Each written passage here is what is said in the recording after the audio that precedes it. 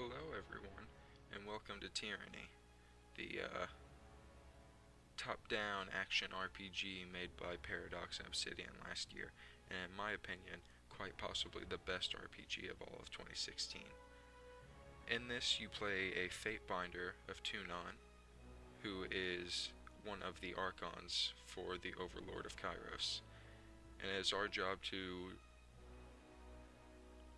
choose which way we are going to govern the tiers. And let's just follow the story and see how it goes. So we're going to start a new game. Just normal difficulty because I'm a bitch. Let's get into it.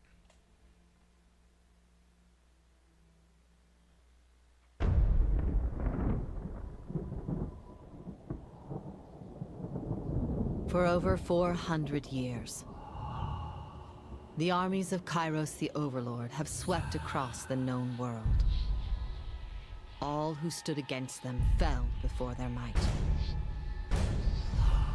Even the Archons, women and men of immense power, were forced to kneel, chained to the Overlord's will. Now Kyros' final conquest has come to our corner of the world, and two of the Overlord's armies compete for the honor of taking our lands. The elite disfavored, and the teeming horde of the Scarlet Chorus. The voices of Nerat, spymaster and Archon of secrets, guides the fierce and undisciplined masses of the Scarlet Chorus. With each battle, the Scarlet Chorus grows stronger, as the defeated are given a simple choice: serve or die. Graven Ash, Archon of War and the Overlord's most loyal general, leads the disfavored. Though small in number, Kyros' ironclad legion has never met true defeat in open battle. Watching over the two generals is Tunnon, the Adjudicator, Archon of Justice, eldest of Kyros' minions. Tunnon brings Kyros' laws to newly conquered lands, aided by the Fatebinders, judges and executioners of the Overlord's laws. You were among the youngest of the court of Fatebinders when Kyros' armies came to our lands. How could we have known that the fate of thousands would rest in your hands?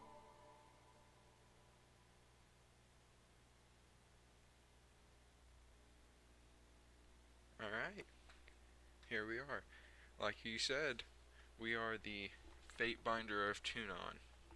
Well, since I'm a man, I guess we'll play male. I'm definitely more of a heavyset guy, so I guess we'll do that. A bit more tan. That's good. Hair. Let's go face first. Bit more rounded. Let's see.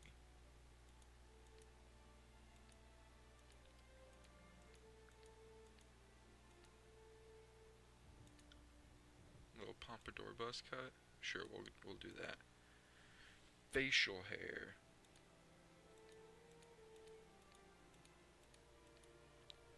Full goatee. Gotta go full goatee. Brown hair. Ah, got it. Noble male. Sounds good. Ooh, that's something else. That's not what I expected those tattoos to be. That looks cool. Let's get some of the runes going here. We'll go red and black. That looks real nice. I actually really like that. And right there's basically our guy right there.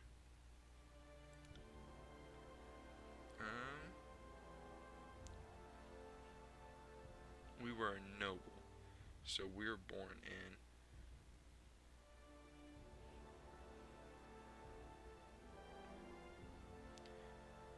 let's see, we were noble, so noble scion would make sense. So we have the noble voice, but let's go diplomat. It's always good to talk your way out of situations if you can. Not much of a spell guy. We'll go dual wielding. Really like the whole two-sword aspect thing going on here. Oh dang, look at me. Look like I'm gonna fuck a guy up. Look at this. Alright, let's see. Fury of blows, flurry of blows, or slice. Cooldown 20 second. We'll take the 20-second cooldown. And ooh, we had to pick another one. I forgot about this.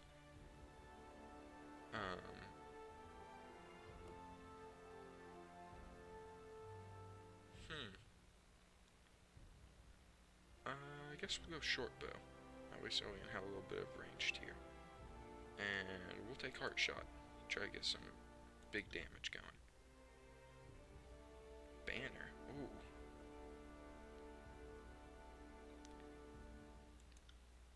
We'll be the hammer. We're gonna be the most badass of all badasses. Should I make this red and this black? No, that looks terrible. Alright. That looks good to me. See if there's any better hammers here.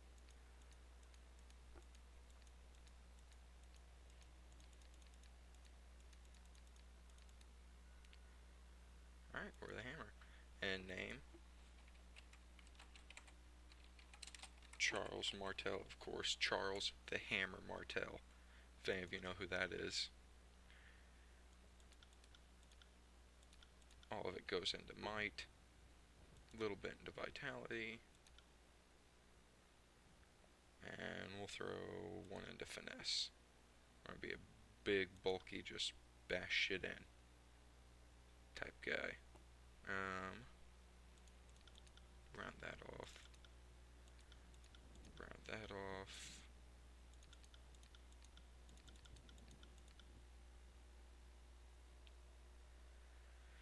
Now let's see here. Subterfuge is always very, very good.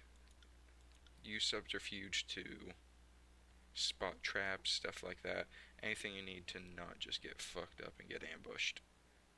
But then again, I also really want to use my bow, so I guess we're going to use the other 3 on that.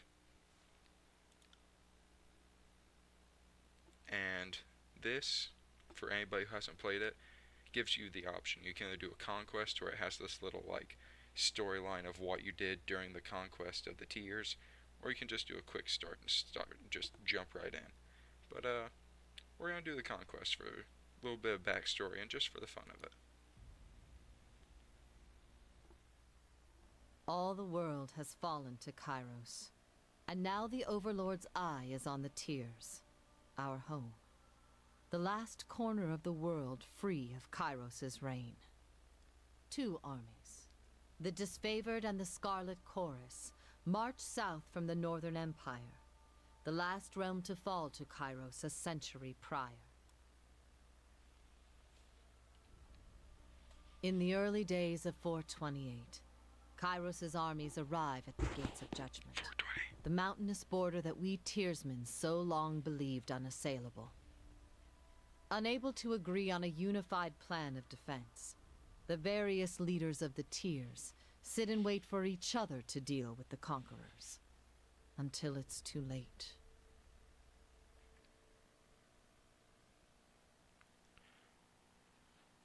Alright, and here we are. Here's the map of the tiers. Our decisions matter. Choose wisely.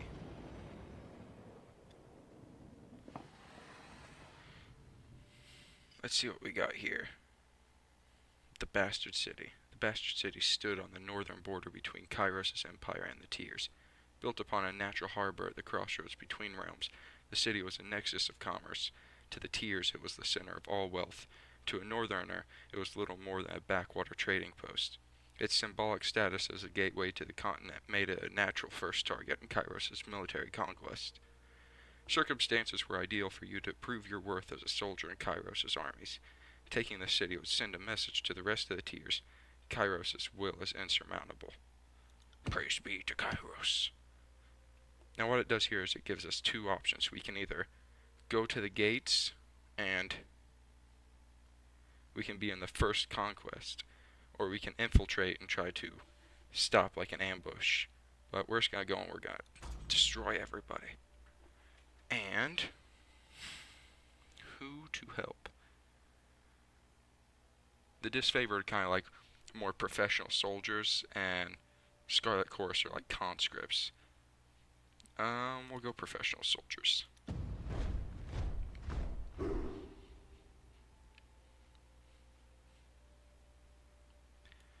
Alright, the Gates of Judgment. Bastard City learned too late that a military is earned and never bought. The mercenary army quickly found themselves outclassed by the superior tactics and formation of the disfavored. Those few who lived to the end of the battle were rounded up, the weak executed, and the strong enslaved to haul the army's wagons on the journey south. There we go. First major conquest. Let's see. Find food, or... well, we're a fatebinder, so we shall decide the fate. Soldiers of the Tears fell by hundreds, and Kyros' armies could not agree on how to handle what few survivors they dragged back to camp. Befitting your rule, the commanders turned to you to decide the fate of those who occupied prisoner pens. There were only enough prisoners to support the plan of a single army. Enslave them or conscript them. Well, I'm not a big fan of conscripts, so we're just going to keep enslaving people. Alright. Now it's time to finally take the Bastard City. And we shall take it. Burn it? Assault? We're going to sabotage. We're going to sabotage the gates. That was challenging to earn the cooperation of both armies. Their shared interest in taking down the city defenses allowed your scouts to work as a single unit. Alright, we did it. The Bastard City is the first to be conquered by Kyros' armies. Now, Defiance Crossing or Apex. Let's see. Probably Defiance Crossing. It has plenty of iron to it, and iron is very precious in this world. So we're gonna go to Defiance Crossing and conquer the iron for Kyros. 429 TR, year 2 of Kyros' conquest.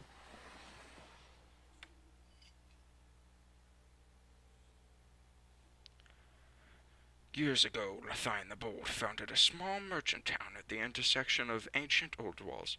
A pact between the settlers and a mercenary company meant the caravans were able to travel without fear of bandits or bane, and that the town thrived in modest insignificance. Defiance Crossing drew Kyros' attention for the iron deposits in the surrounding hills. With the region under Kyros' control, the northern smith mages could set up workshops to refine ore and arm the disfavored. Yes, disfavored with the finest weapons in the known world. The Arcana Secrets dismantled the mercenary support with a generous bribe, taking the crossing in a bloodless victory. Tunnon dispatched you to travel alongside Kyros' forces and bring order to the region.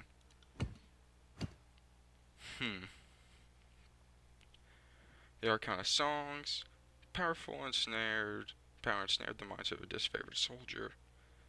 Or you found a clever solution to improve production. Of course, the iron must flow. Must have iron and disfavored all the way. Maybe.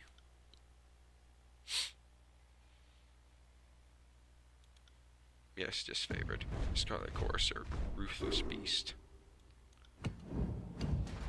Now, as the forges improved production, both armies demanded preferential treatment.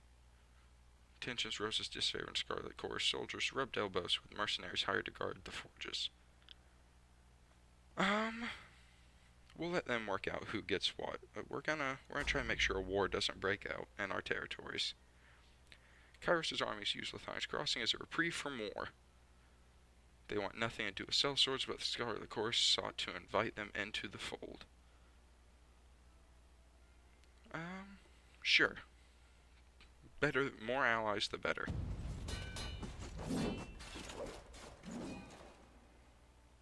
That's awesome. Tragedy struck when a mercenary hired by the Voices Narad. Gosh. injured a forge-bound artisan, leaving him unable to practice his craft. Tunnon ordered the mercenaries to leave the city in the hands of Kyros' more responsible servants. Only a token garrison could be left behind while the armies returned to the front. As the disfavored Scarlet Corps showed increasing tension and hostility toward each other, Tunnon decreed at best that only one force control the crossing. Ooh. Disfavored. Definitely disfavored. Scarlet, they're terrible people. As we'll find out here in a little bit, they're just absolute assholes. But Lithian's crossing is ours now as well.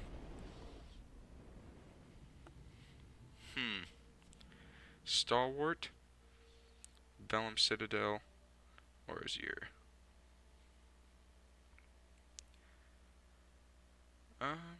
Azir looks nice. Let's go Azir.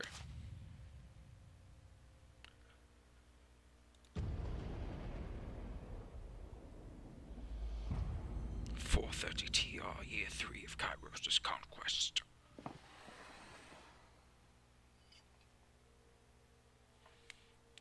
The nation of Azir, once the richest settlement of the tiers, sat on a verdant, fertile plain. As the disfavored clashed with the Azure defenders, the Scarlet Chorus contended against the region's tribal beastmen, who protected their ancestral lands with incredible fury. Kyros dispatched the Archon Cairn to break the stalemate and force Azure into submission. The colossal man of stone and flesh arrived as instructed, but earning his cooperation was a tall order, even for you. The destruction of Azure. Should we destroy it? Or...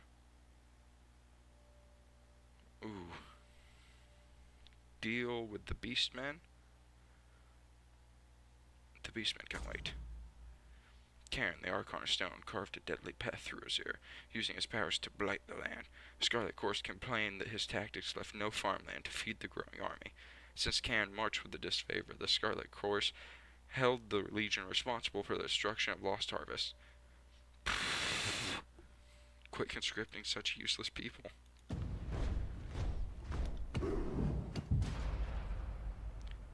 When an Archon turned traitor, who would bring him to justice? The Scarlet Corps forced disfavored mages to fight in their battle. We have to deal with the Archon turned traitor. Archon of Stone refused to rejoin the war camp, loudly denying Kyros' claim over Azir. Nothing less than a full unit of soldiers could subdue the treasonous Archon, yet neither army was willing to risk lives tracking him down. You delivered the order that sent Kyros' forces marching after Cairn. Send the Scarlet Corps. We're not going to waste disfavored lives on this. The Scarlet Corps took to the wilderness in great numbers. Though they scourged the region from top to bottom and found a wealth of evidence that suggests Cairn's passing, they could not locate the Archon. The evidence they found suggests that Cairn had amassed a following of local beastmen, the implications of which troubled Kyros' army. The Archon of Stone made brazen declarations that Kyros had no claim to rule the Tiers. Soon after, word arrived that Kyros would dispatch the rebellious minion with an edict. The disfavored took solace in knowing the edict was coming, and the commanders petitioned you to be the bearer of justice. Tunnon selected you for the honor of proclaiming Kyros' Edict of Stone, a magical spell with the power to destroy the Archon. As he sensed his approaching doom, Cairn began an assault on Plainsgate, the largest human settlement of the area. It fell to you to send Kyros' forces into a suicide mission to halt Cairn's destruction, while you completed the proclamation of the edict.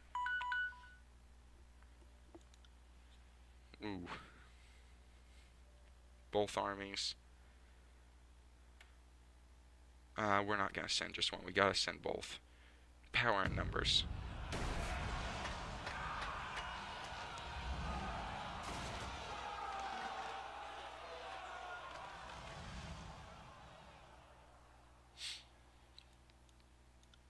So both armies were just decimated.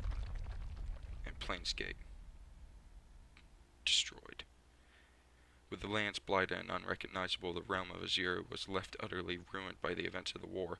In times to come, the Tiers would call this blasted region the Stone Sea, for the treacherous rock formations and persistent quakes became the defining features of the once verdant land. The Scarlet Chorus established a sprawling camp in the shattered rocky terrain and quickly absorbed those displaced by the upheaval of the land. These hapless refugees were put to work as slaves and soldiers, and the Chorus slowly built themselves a makeshift fortress in the blighted, quake-ridden realm. Your tour of duty in the broken lands of Azir was complete. You didn't have long to rest before Tunnon called you into service once more.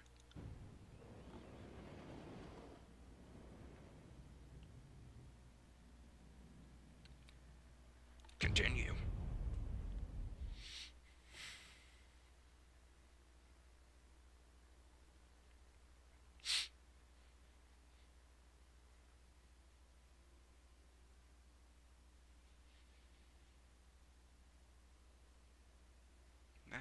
I want to get that checked out. Look at that man's eyes. He's got a real problem there. He might just want to get it checked out. The year is 431, and Kyros' invasion has shattered all major opposition in the tiers. The Younger Realms, the Bastard Tier, the Free Cities. All who defied Kyros lay broken by battle, or bowed in surrender. The two armies of the Overlord, the Disfavored and the Scarlet Chorus, now control our lands.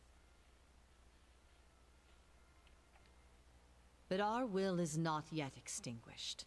Not entirely. In the valley of Vendrien's Well, those of us unwilling to bow to Kyros have banded together in defiance. Violating an oath of surrender from 2 years prior, we have staged a bloody uprising, murdering the Disfavored and Scarlet Chorus garrison in a midnight assault. With their main forces spread across the tiers, the Disfavored and Scarlet Chorus redeploy to Vendrien's Well to crush the resistance, but months pass with no definitive battle. As disagreement and discord, the Overlord is not amused, and Kyros has one message for the Archons: crush the Oathbreakers or die. Kyros backs this threat with an edict, a magical commandment that can slay all in the valley should the order be ignored. The honor of proclaiming this edict fell to you. Sent across the mountains to Vendrien's Well, you carry the Overlord's edict to read before the Archons. As you finally make your way through the winding mountain passes into the valley, the ground trembles, and Kyros' magic seals the way behind you. You are trapped in Vendrien's Well, with Kyros' armies and the Oathbreakers.